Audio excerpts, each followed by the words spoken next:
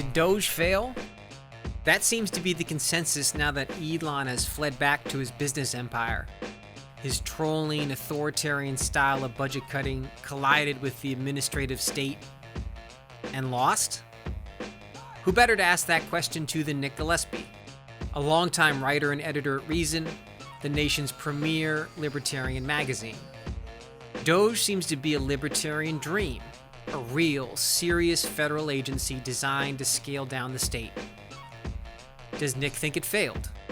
I think it is a partial failure, and I think it's mostly over. What could work better? Bill Clinton and Al Gore did do a reinventing government, and it kind of worked. So Elon just left DOGE, Yeah. and the consensus from almost every media outlet, even independent media, is that DOGE is now over and a failure. Do you think that's true? I think it is a partial failure, and I think it's mostly over. And the reason why I think it's a partial failure is that it set a tone and started a conversation that absolutely would not be happening if Kamala Harris had been elected, or Joe Biden, or any other Republican, really. And I think that conversation, or that shot across the bow of saying, there's a lot of waste and inefficiency in government, and we need to acknowledge that at the highest level and start tackling it. And in that sense, I think that's great, and directionally DOGE was very good. It was a very good exercise, and I think that impetus can continue. But, and this is a big but, right? This is a Sir Mix-a-Lot size but for the ancients in the audience, is that the level of hype around it, it became a kind of crappy, Silicon Valley app that was promising the moon and didn't give us really anything close to that. So that troubles me. But a lot of the complaints have been that Elon tried to do Twitter-style tactics to the federal government, right? He comes in and he recruits his army of hardcore autists. Right. And big balls and all of that kind of stuff. It's a lot of mimetic communication and kind of potentially illegally and unconstitutionally skirting normal checks. But I wonder what you make of the idea that the old style of attempting to bring fiscal discipline, where it's more about committees and proper legislative channels, has so clearly failed for decades as the problem of America's impending fiscal insolvency continues to grow. Like, why are people complaining about taking a radically different approach, given that the old school, on a problem that everybody agrees on, very clearly failed? So a couple of things, and I mean, if we let me, I'm kind of having an abstract painting in front of me with different blobs that I think are relevant to all of this. One is that I think a lot of people in the conservative and libertarian space really hate Trump to such a degree that because this is happening under Trump, they are kind of like, I don't like it. So, when you find people, it has been an axiom of people, I'd say broadly on the right. And I'm a libertarian. I don't really consider myself right or left because I came up through kind of Reason magazine libertarianism. And, for me, libertarianism is a cultural movement that then does politics later. But in any case, people getting kind of worried about cutting, funding for NPR or PBS or something. It's like these are not serious concerns. Like, of course, you can cut. The government should not be funding media any more than it funds religion. And so, when you start to see people kind of being like, I don't know about that because it's not being done the right way or whatever, it makes me worried. And I think some of the kind of right of center pushback against DOGE is just simply a manifestation of being anti-Trump and to some degree anti-Elon Musk, because Elon Musk is many things, and one of the biggest things, especially as he stepped into politics, was, he's a troll. And The limits of trolling as politics, I think we saw in DOGE, because when you say, nobody has been able to do anything to restrain government spending and government reach, and this might be a hard pill for people to swallow, but, under Bill Clinton and Al Gore, and Al Gore is, one of the, kind of super villains of the past 50 years of politics. I mean, he was he was trying to, police rock and roll lyrics in the 80s as a hyper-Christian, and then he reinvented himself as the #1 Grateful Dead fan. All of his insane attempts or interest in taking over the economy in the name of saving the planet, like, these are not good things, But Bill Clinton and Al Gore did do a reinventing government shtick when they took office, which actually did do the work coming out of the White House to really figure out how do you build a consensus and how do you cut government employees, how do you cut inefficient government activities, and it kind of worked. And in the 90s, none of this it's not libertarian utopia for sure, but you started to see government as a percentage of GDP decline. And there was a consensus. You had Newt Gingrich and Bill Clinton, who were kind of like dark twins of one another. And they kind of ended up, after a bunch of standoffs, they ended up, limiting the size, scope, and spending of government. And certainly if we're talking about deficits, they actually, by the end of the 2000s, we had, I think, 3 years of primary, budget surpluses. And the predictions when George Bush took office were that we were going to have surpluses, forever into the future. Both Bush and Gore in 2000 campaigned on tax cuts. And so it was like we were in a different space.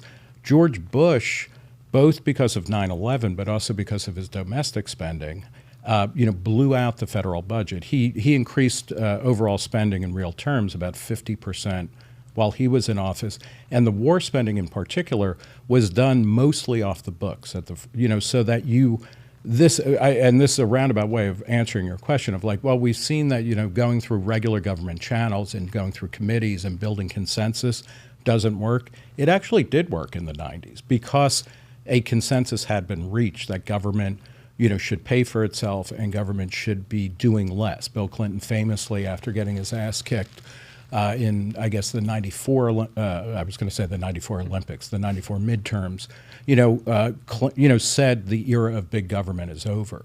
And what has happened since then is under Bush, under Obama, under first Trump, under Biden, under second Trump, we're seeing government, they can't even produce a budget according to the rules that Congress put in place in the 70s. So it would actually be great to insist on going back to the formal processes. So wasn't the compromise of the 90s based upon the idea that at least one party, the Republicans, appeared to have genuine conviction about fiscal discipline? And you would know better than I would how much of it was them essentially bullying Clinton to make good on his promises. And the argument for DOGE, extra legal, potentially extra constitutional, tech elite takeover of the federal government would be we no longer have any party that appears to have genuine conviction, that the MAGA-fied Republican Party, in which one of the essential tenets is that we never modify entitlements. Right. No, that those are even more sacrosanct than every other Republican presidential candidate has said in the past. Exactly. Yeah. And obviously never modify military spending. Right. Oh, no, actually, we keep pushing it up because you keep buying more, right? And by the way, Trump, in terms of foreign policy, is probably an improvement over, previous presidents because he does seem to genuinely be less interested in kind of invading and occupying other countries, which I think is a good thing. Right. Which is just to press you on the consensus 90s Clinton model depends upon a party having genuine conviction about restoring fiscal sanity. And we no longer have that. And if you do think that $28 trillion and counting in federal debt is an existential threat, does make the United States like Virgin Empire collapse. something needs to be done. Right. It's impossible to do it through normal democratic channels. Well, this two things on that. One is that consensus doesn't just happen, or it's not like the wheel of history turns and then finally people are like, okay, there's this thing and there's one party that is committed to fiscal responsibility, and they have a showdown with the president who doesn't believe in that, and fiscal responsibility wins. Clinton was also interested in kind of reforming government. I mean, he spent the first 2 years of his presidency trying to push, a health care plan that ended up that his wife was heading up, and it's either called Hillary Care or Clinton Care. And it's not all that different from what happened under Obama. But that was such a disaster because it was seen at the time as, government overreach, and it was going to be much more expensive. And it wasn't clear. They had, just like with Obamacare, there was a lot of this political rhetoric of well, we have to pass it to really understand how it will work. And it got kicked to the street really badly, along with a couple of other missteps by Clinton. So he elected a Republican Congress in '94. Right. Both houses for the first time in decades. And Newt Gingrich was ideologically interested, rhetorically at least, in shrinking government. What happened in the 90s, which is different than what's been happening in the past 25 years, is that with the Cold War over, there was a peace dividend, and defense spending actually did come down because, it's hard to say, if you're spending X and the existential threat that you're spending X to prevent goes away, the Soviet Union, you can kind of relax and actually reduce defense spending. What happened under Bush, and I think George W. Bush, because of subsequent presidents and because he seems like a genuinely nice guy, he paints and he hugs people without being creepy about it. We've kind of forgotten what an awful president he was. And when he left office, he left with an approval rating that was historically low for a modern president. And he did pretty much everything wrong. He massively increased the size, scope, and spending of government on virtually everything, including doing it in a lot of sneaky ways. And that kind of set the tone for the 21st century. If we go back to somebody like Trump, we know from his first term, he increased on his watch he added about $8 trillion to the federal debt. It was like a really fast ramp up. Most of that, a majority of that, took place before COVID spending. So he is not interested in fiscal responsibility. He likes to borrow. He likes to spend money on people that he likes. And that, to me, is deeply troubling. From a libertarian perspective, this is it may not be the worst of all possible worlds, but what is terrible is when a president or somebody in charge says, you can do whatever you want, but you have to come to me and make a deal. You got to come into my office and you got to walk on your knees up to my desk and kiss my ring. And that's what he's basically saying to a lot of big American corporations and to nations and things like that. I want to live in a rule of law, not a rule of men, because I don't want to have to spend my time going to see the king and kissing his ring or his ass or whatever in order to get on with my life. And that's Trump to a T. Now we bring it to DOGE. And I think, this is where DOGE is great to say, what we're going to do is we're going to attack waste, fraud, and abuse in government spending. And we're also going to look at programs that just aren't effective, and we're going to start cutting them. Where I think Elon Musk kind of misstepped is that, he started out saying he overpromised and underdelivered, right? He said, it's going to be easy as pie to cut $2 trillion from the federal budget. And we're now spending $6 trillion. In 2019, we were spending $4.4 trillion. So it's COVID is over. We should be able to cut a lot of money.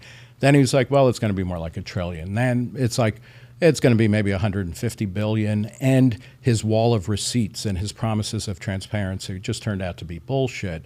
And what I worry about with this is that, my colleague Matt Welch talks a lot about how when windows open for reform, they don't stay open forever. And if you fuck it up, it gets shut and nailed down for maybe 10 years, maybe a generation. And I worry that the way that DOGE operated it's not just that it didn't work, but that it discredits the idea of reducing government. Or that it blew spending. that window. Yeah. That there maybe was genuine political capital to enact this, and it was done in a memified autist way. Well, and that autist is an interesting thing to think about. That it's, what happens, I think, when you see, and I know I'm guilty of this, you get into, I don't even want to call it a bubble or anything, but, you hang out with people who mostly think like you, and then and you have incredible arguments, arguments for your point of view. Have you seen the Seinfeld episode when George Costanza is convinced that he's the ultimate comeback to a guy who humiliated him, in an office argument, where he's, like the jerk store cult, they're running out of, like, you think it's the best thing ever, and then you try it in the real world, and people are like, what are you even talking about? And I feel like some of the people in the DOGE world were like that. Like, nobody will be able to withstand our memes and our rhetoric and our point of view. And then it's like, yeah, you know what? Like, the federal bureaucrats, like, if the deep state critique is real, like that there is a deep state and that it, in all parts of government, and that it knows how to, smack away all kinds of fleas that, start trying to feast on it. It's like, yeah, that's what happened. And if you maybe have that neurological makeup, it means you're excellent at coding, but you might not realize that in terms of public communication, all you've got to do is make one mistake and deprive one African child of Ebola medicine, and that story in and of itself discredits whatever merit it might have. And then suddenly, so somebody who has an advanced degree, who's a park ranger, who does a direct-to-Instagram reel saying, being a park ranger was my dream job. And now, like that African child who, and it shouldn't be that way. And this is where, and again, I think, what is important, particularly from the libertarian perspective, because I don't think, and I've never thought, that conservatives are interested really in shrinking size, scope, and spending of government. They just want to shift its focus onto things. And I think we're seeing that in the MAGA conservative movement. Like, nobody's saying, oh, we got to cut spending. It's just like, we have to punish our enemies and reward our friends. But you have to be strategic and you have to be persuasive, especially the other thing about the 21st century, and it's like weird to me to still be, like we're in the 21st century. I mean, it's a quarter done, right? But it doesn't feel like the future yet or reality. But we've had extremely close national elections, where going back to 2000, usually they're within a few points of each other. Trump overwhelmingly won in 2024, but he still only got 49% of the popular vote. Like, there is not a party that has a comfortable majority where it's going to be stable and they can kind of do what they want. And so you need to be persuasive and you need to build consensus. And that's really hard work. And it also means you're not going to get the utopian version of what you're hoping for. But think if DOGE said, here are the 10 things we're going after first, and they're all things that would be very hard to justify. Like funding for NPR and PBS, who, they argue on the one hand, they say it costs mere pennies a day for Americans to fund this money, which is a small portion of our budget. But if you take it away, then we'll be destitute. Like if they had picked targets more clearly instead of almost out of the gate saying, like, what we got to do is we got to make sure Africa gets more AIDS. It just isn't working. Let me ask you a little bit about libertarianism specifically.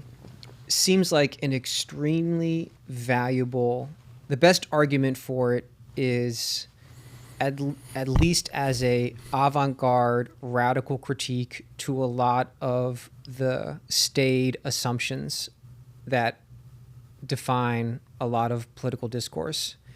And libertarians are right on the key issue of the American Constitution is essentially a libertarian constitution, and things related to the power of markets to generate wealth and improve human well-being, and in the perverse incentives that are endemic to government. But in terms of being an actual legit political movement, my sense is in the small pockets of America in which libertarians do actually dominate and they carve out a space for themselves, the Free State Project in New Hampshire, they tend to not work particularly well, or they at least appear to not work that well. And my reading of it is that libertarianism is valuable as a critique, but it it is not comprehensive enough in terms of the nature of the human person to actually work as the foundation for like a self-contained political system. What's your best argument that it actually could work as more than just an avant-garde critique and could actually be the operating system for a country as complex as America, or even an individual state? Right. Yeah, well, I like I was saying before, I think of libertarianism, is a cultural movement ultimately, or a philosophical movement. It's not a political one. It has a political application, but when you talk about operating system, I use that as a metaphor. I reviewed, it was, I think, David Bose's Libertarianism, a primer, and Charles Murray, What It Means to Be Libertarian, 2 books that came out in the late 90s. And I used the metaphor of, libertarianism is an operating system, and liberalism, as it was coming out of, the founding of America in the 19th century and whatnot, the idea that the individual should have more and more autonomy or freedom to make choices that matter in their daily lives, and independent of inherited status. So, blacks and whites, women and men, ultimately, gay and straight, everybody starts with the presumption of competency and humanity and equality under the law. And so, okay, that's the starting point. Now create the worlds that you want to live in. I see that as an operating system, and that then you start to think about what are the laws that would govern that. And this is, again, rule of law, where you have simple laws and simple rules that apply to everybody equally, and then you can get on with your life. Because this, the opposite of that is, courts in England and in France in the early modern period, where anytime you did something, you would have to go and petition the king to get permission to do stuff. No, what America and libertarianism about is kind of like living in a permissionless society. And it doesn't mean that you have the right to steal and rob and kill people, but it's, within the broadest terms possible. That's the operating system. That's the Windows system that we're in. And then you're going to launch, an infinite number of kind of applications or programs, life experiments that can run in that system as long as they don't crash the system. That's kind of, for me, the metaphor. And what is complicated about that is because it doesn't say, here is the one true way to live. So in a sense, it is not a comprehensive theory, because what is going to work for me or what is going to be interesting and rewarding to me might not be for you. But it's, the idea is that you will discover how you want to live. I'll discover how I want to live. We'll combine, we'll experiment. I'll take some parts from you. You'll take some parts from me. But it's not directive or prescriptive. And that makes it hard to kind of rally around, because it isn't like, Christian nationalism, and it isn't woke progressivism, where it's like, no, we know what is right and true and moral, and it's been revealed to us by God or by economic forces or genetics, and now we're going to enforce it. It creates the world in which you can go out and find yourself. Do you think every person, though, is equally well suited to run their own life? Yeah, no, of course not. I mean, not equally. Right. But let's say, and there are some people, because of circumstance, who can't. Somebody who, is born, severely retarded or, deeply autistic, and whatever. And it's like society has to figure out how to care for people like that. But I would say the presumption is always like, yeah, all adults should be in charge of their lives, and they should both, they should be held responsible, and they should be given, latitude to do what they do. And then it becomes a question of, how do you multiply different kind of systems within this larger system of freedom, so that people can sort and find the kind of society that will reward them, that will help them, that will allow them to flourish or keep them from falling down through the cracks. And if I may, we were talking about politics. I think one of the things that is going on in America is that in the 90s, saying, again, it's kind of weird to think, like, for me, that doesn't seem that long ago, but it's kind of, ancient history at this point. But like winning the Cold War, what was great about that is, first off, it liberated hundreds of millions of people in Central Europe from communist rule overnight, or not overnight, but over a couple of years of time. But it represented, a battle between two, political philosophies that were born in the West, duking it out, kind of a free enterprise liberal system versus a more top-down communist system. And I think after that, people were like, oh, yeah, we understand the value of that basic framework of kind of rule of law and of less government, and giving people more freedom to speak to speak what they want to say, to live how they want to live, to love who they want to love, to eat what they want to eat, to create businesses the way they want to create. And that's important. That's the faith that we need to kind of keep coming back to, right? And refreshing. And in a way, it's devoid of content, because it's like a mathematical equation, and then it's what you plug into it. And we have to, I think what's been happening in the U.S.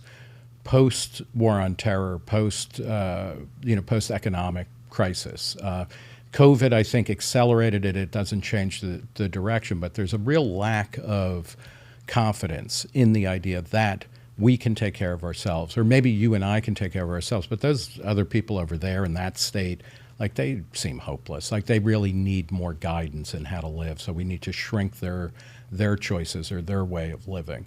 And, that lack of confidence, which is predicated upon a lot of narratives of, economic decline, of spiritual decline, of moral decline, almost all of which are totally false. You don't buy them? No. And then some of them are a little bit, there's obviously, there are problems, et cetera, but like when you look at the long, kind of trend lines, everything is getting better. Everybody has more freedom.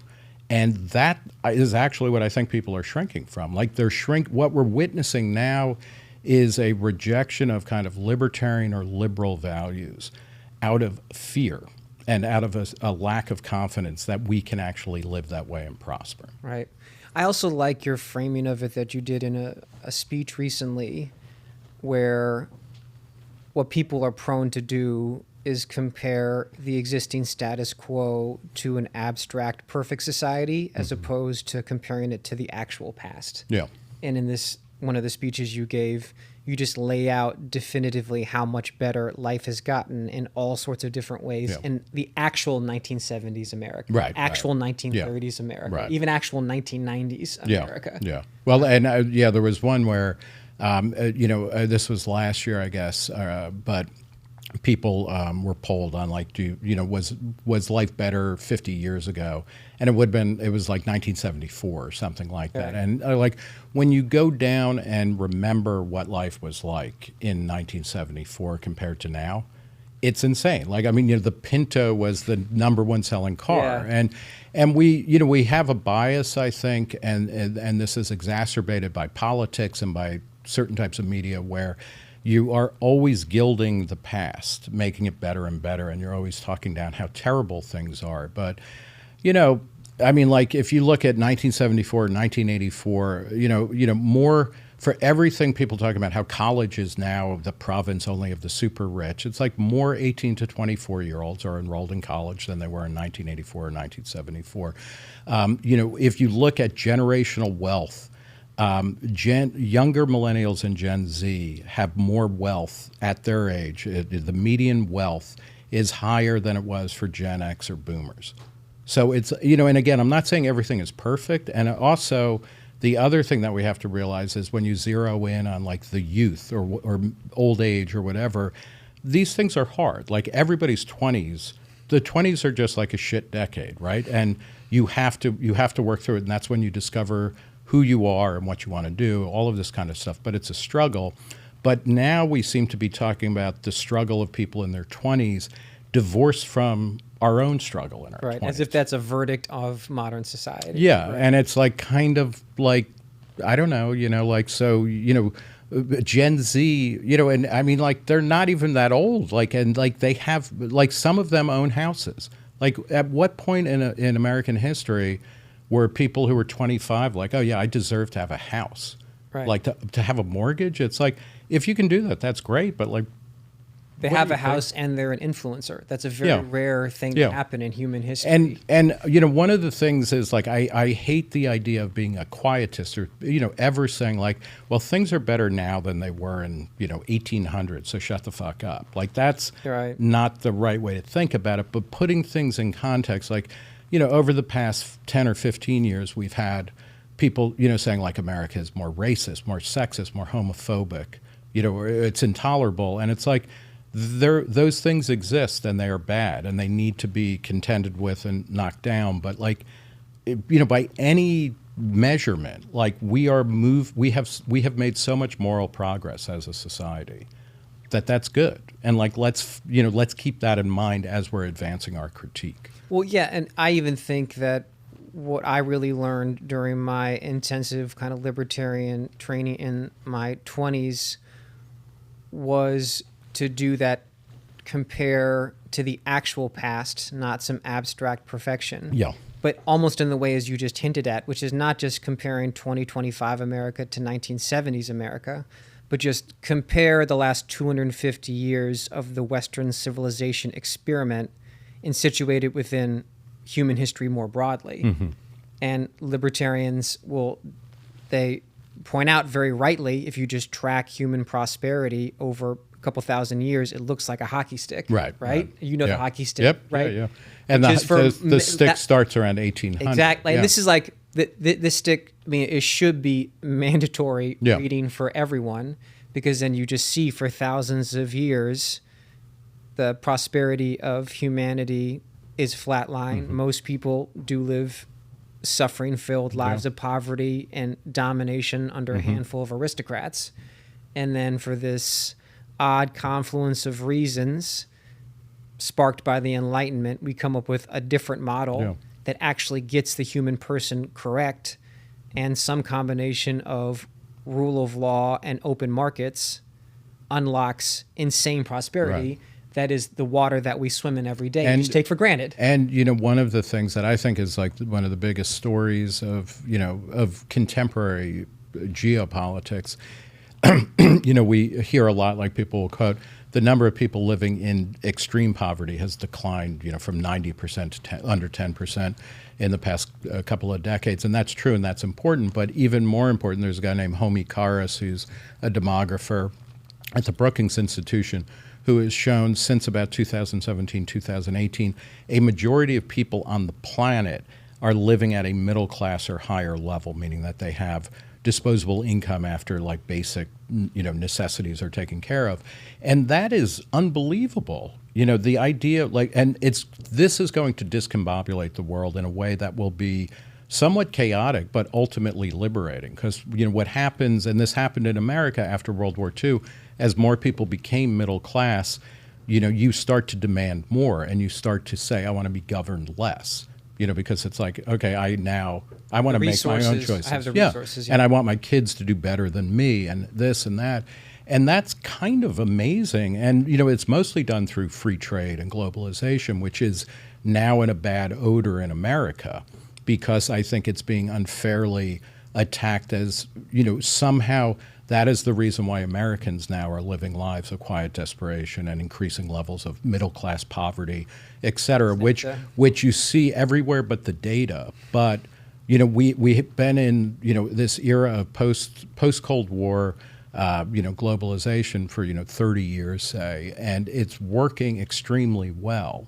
And we are now saying we need to turn back against that, in the same way that, in the 90s, and this is partly because I joined Reason in the mid-90s or early 90s, and a lot of the arguments that I've seen, that we were contending with in the 90s are coming back. And so things like free speech, both, in the 90s there was a right-wing and a left-wing critique of free speech.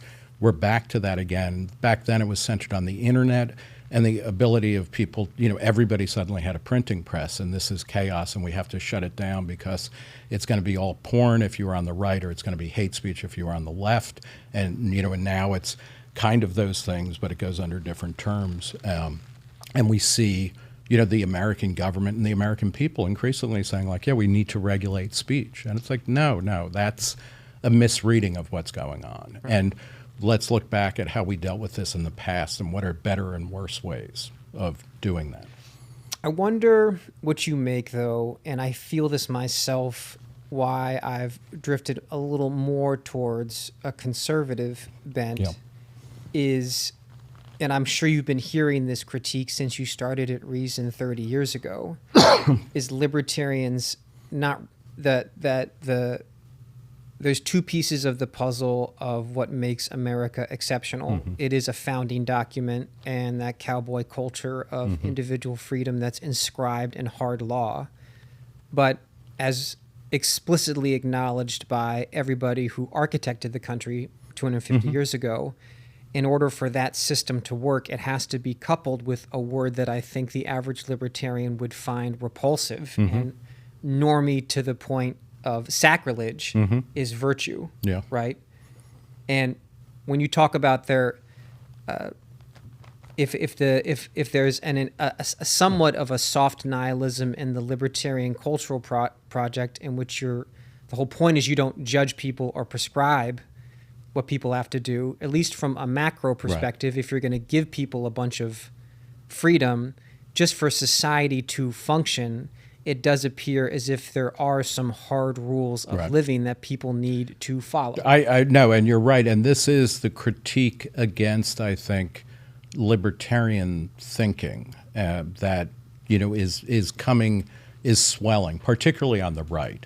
It's not new because this was something, you know, people in the, you know, I can remember being in an online debate with Jonah Goldberg around 2000, where he talked about, you know, libertarian nihilism and things like that, because it's like, oh, everything's fine, you know, for you. Like, you know, just eat whatever you want, you know, use whatever drugs you want, fuck whoever you want. And it's kind of, if that's nihilism, I'm in, right? You know, because like really what is the alternative? I don't even think he believes that anymore. He's much more libertarian than conservative now. So things change. But you know, to that point, and I've seen this particularly among younger people, where it's like libertarian is too thin because it doesn't give me the meaning. It does, you know, it all it says is like, okay, here's your diploma, go out in the world and create your own meaning, which is what I think, and we can come back to this. I think that's what we need to do. We need to be we need to be Prometheus and kind of steal fire from the gods and create the worlds that we absolutely want to live in. And if post-war, the post-war West was dominated by the myth of Sisyphus, you know, Camus' essay about how do you show up every day and create meaning. Like we have to move from Sisyphus to Prometheus in the 21st century because we have so much more wealth and ability to kind of create and to, you know, to be godlike.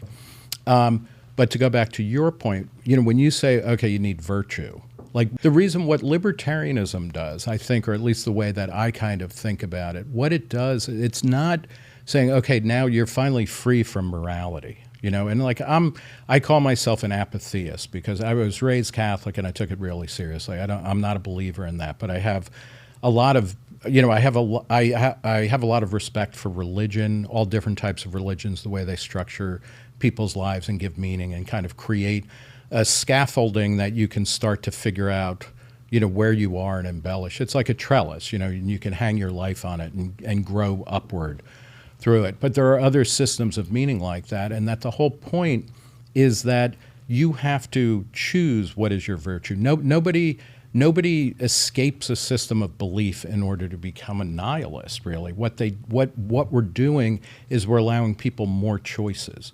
So that instead of growing up, and you know, I think of my parents were the children of immigrants. My father was born in New York City in Hell's Kitchen in 1923. He was raised Catholic. There was no alternative. That's not a good world to be in. Like, you want a world of alternatives. We live in a world of, you know, multiverses of alternatives, and what we need to do is to recognize that we are going to choose an alternative, and we will bind ourselves to a system of belief or a system of virtue or a system of ethics and a tradition and a genealogy and an identity for as long as it works for us. And then we're going to choose something else. But it's all in the choosing. So when people say libertarianism allows for too much, it's like, yes, it does. But all that's saying is that you as the individual, you are responsible for creating meaning in your life, for community in your life, for world building. And that's really hard. I'm not saying it's easy. It's a real struggle. And I think we would do well to kind of start, both libertarians, but American society more broadly, kind of saying, you know, you have been, through no fault of your own, through no responsibility of your own, you've landed in a place where you have you have so many possibilities in front of you. You've got to start figuring out what works for you, what doesn't, and how to build, how to switch, how to learn, and things like that. I don't know if that makes sense, and it might be too abstract. But and I'm sorry to rambling. The coffee's hitting. It's, you know, I have a really deep interest in history. I went to grad school to get a PhD in American literature. And there's a concept from a literary scholar in the 20s, I guess, Van Wyck Brooks, who talked about like how you need a usable past. That you know, and what we need to be doing is creating our usable past so that we recognize no tradition is a given. It is always constructed, and it is always being built up and being torn down. And it's like the function of us now as individuals in this society where we have so much freedom. You know, we have unparalleled sexual freedom and, you know, food freedom and, you know, speech freedom, and in so many ways. And it's like what we need to be doing is creating usable past. I'm speaking well beyond my expertise as someone in the middle of a spiritual transition myself. But I think the idea is certain codes of conduct, part of their power comes from the fact that you did not make them yourself, and you have to do them anyway. But you submit to it, right? So, and if I may, what were you, and what are you kind of moving towards? I'm not sure anymore. Just reading a lot of Stoicism and going to a meditation retreat. Well, Stoicism is fascinating. But part of the reason when you read the meditations and the power of them is that they are so old. Right. And there's let me come at it more orthogonally with you, which is specifically on what would now be standardly described as the plight of young American men. I'd imagine that you're skeptical of that framing. Let's just set that aside for a second. Yeah, to a certain degree, but I mean, clearly masculinity in general is going through a major reevaluation. Like typical 20-something young men birthed into the world, afforded enormous amounts of freedom because of the nature of the American political system and a permissive culture. They, much more than their female counterparts, are liable to find the hedonistic pull of a lot of modern technology powerful enough that it can ruin their lives. You have enough freedom that if you want to, you can vape and play Call of Duty all day if you want. That's right, and jerk off in between. Right.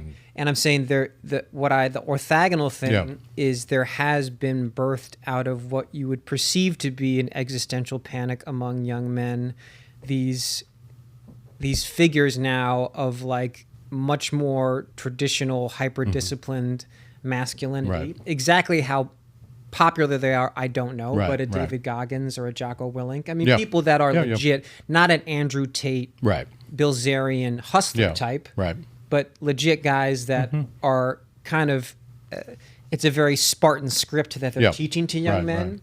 It does seem like at least their relative popularity speaks to an appetite among young men for a more traditional code of whatever, quote unquote, virtue.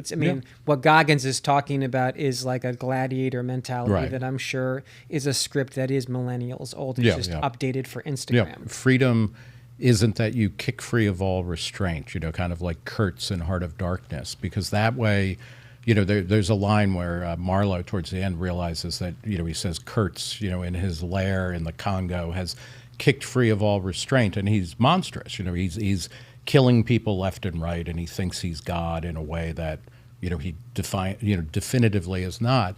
What freedom is that you get to choose among different systems of virtue or whatnot. And I think something like Stoicism, and there are many versions of it, and it's always being reinvented, because Stoicism now will mean something different. If you're Marcus Aurelius and you're the emperor of Rome, your Stoicism is going to look a little bit different even than Seneca, who is a fascinating figure. And anybody who's into Stoicism and Seneca, read his plays, which are insanely violent and and dysregulated. Yeah, I mean, they're real. Cut. Okay.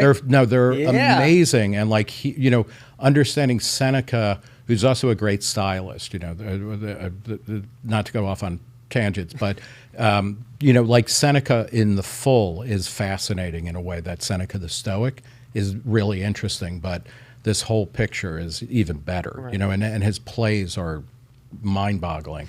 But then somebody like Ryan Holiday, who went from being like the ultimate marketing king to being like the popularizer of Stoic philosophy. I think I understand why Stoicism is more popular now, and and I think it's good. It's good to go out and find what is the system that you're going to bind yourself to, and say, what, I commit to this, and I'm going to try and live by these things. That's what it is about. It's about choosing your system, but these systems will change over time. And I think what is happening for a lot of younger men is, the dislocation of what it meant to be male, traditionally male. And this was already fading. I mean, I was born in 1963.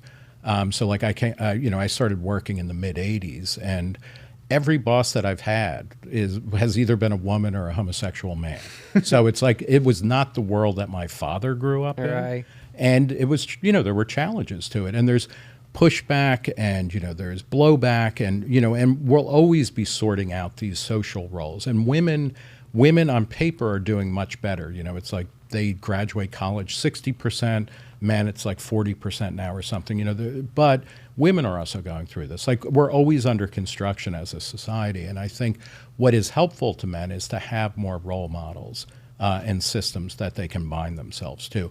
But I think for me, from a libertarian point of view, what is important is that you have that freedom, because for some people who will flourish under a kind of Stoic regimen or a Spartan thing, and Sparta's a failed state. Like, they lost everything, right? Like, I don't know why. I mean, it's like, young men who become neo-Nazis. Like, why would you buy into a philosophy of something that like loses everything, like, or neo-Confederates? So like, pick the winners at least.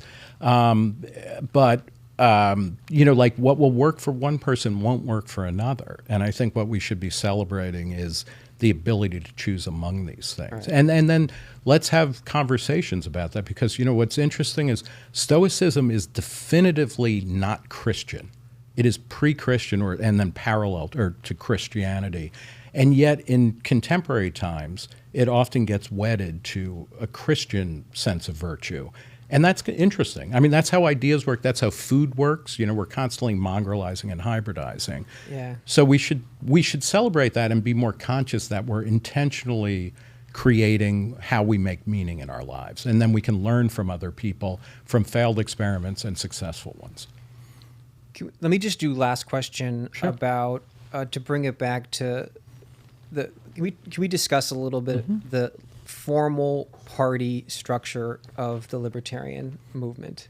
Let's talk about their actual the hard political institutions. Right. One thing that libertarians often will say to kind of defend their failure to become the dominant or background philosophy is that, well, our ideas are very intellectual, they're very complicated, they're so true, people escape from freedom. You can come up with like a million reasons why, the background philosophy isn't like, yeah, well, we're all libertarians here, in a way that we've gone through conservative periods and liberal periods. And I think all of that is just special pleading for, the failure of the libertarian project, small L. I think with things like the Libertarian Party and the Free State Project, it's a mix of things, but the Libertarian Party electorally, and it's a party, so you assume It's trying to get votes and put people in office. You know, in presidential elections, it had its high water mark with Gary Johnson in 2016.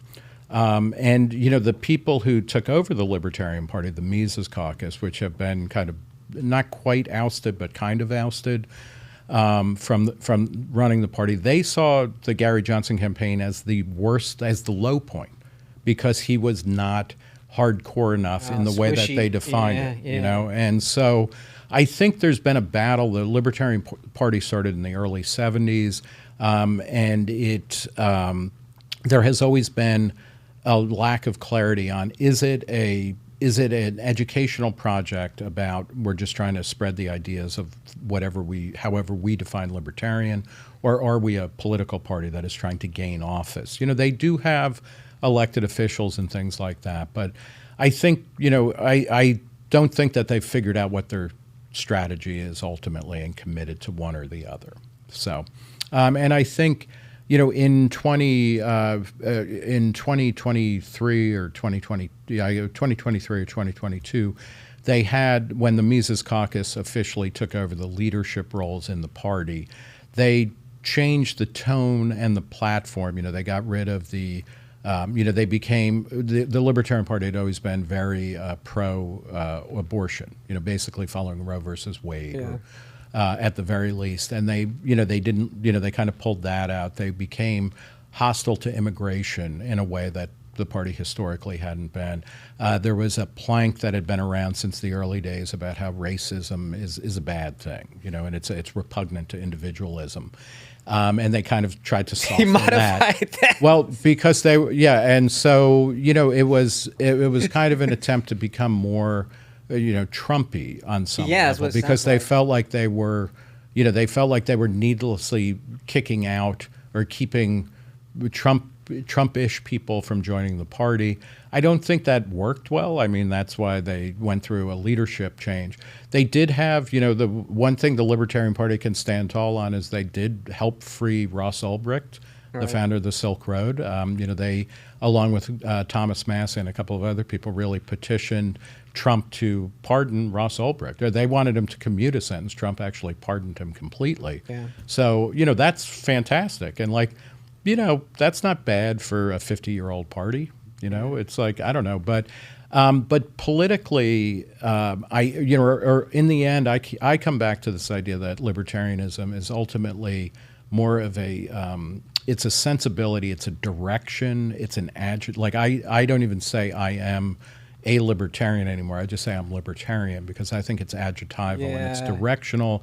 And the idea is, like, are you moving, you know, are you pushing things in a way that people have more meaningful choice in their lives? You know, and then that has economic implications and policy implications and cultural implications that we can debate about the specifics, but it's really, it's that pre-political and certainly pre-partisan sensibility or temperament. And I worry that that is really under attack in a way that 10 or 15 years ago, it seemed to be more dominant, because I think people on the right were tired of a kind of George Bush neoconservative attitude, which not only there was the foreign policy debacles, but then it was also a sense of, like, you know, like, we don't need people to kind of regulate our culture. And people on the left, like the kind of woke left, hadn't really emerged, where they're like, we want to start regulating your mind so that you're thinking, you know, you're omitting words in your own head, and, you know, at everything you do, it's like a totalizing philosophy of, like, we're trying to make everybody think exactly the same way. Hadn't yet come up. And so I worry now that we're back to this, you know, war of kind of, no, it either has to be A or B, as opposed to being a kind of broad spectrum or gradient of, like, you know, the goal and the idea is freedom, is liberty, and then you can, you know, then you can affiliate with whatever party you want and kind of push in those directions.